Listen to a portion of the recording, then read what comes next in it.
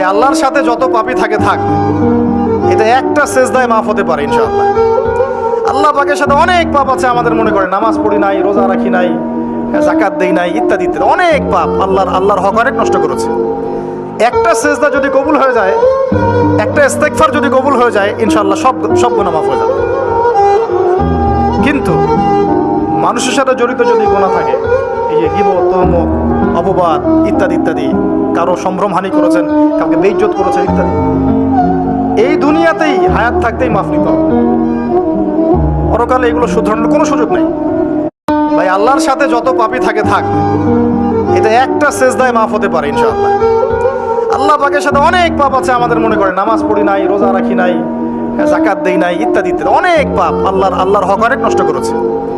একটা সেজদা যদি কবুল হয়ে যায়, একটা ইস্তেগফার যদি কবুল হয়ে যায়, ইনশাআল্লাহ সব গুনাহ মাফ হয়ে যাবে।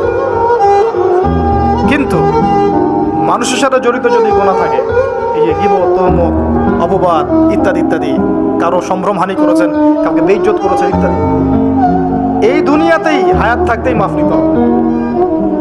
পরকালে এগুলো শুধরানোর কোনো সুযোগ নেই।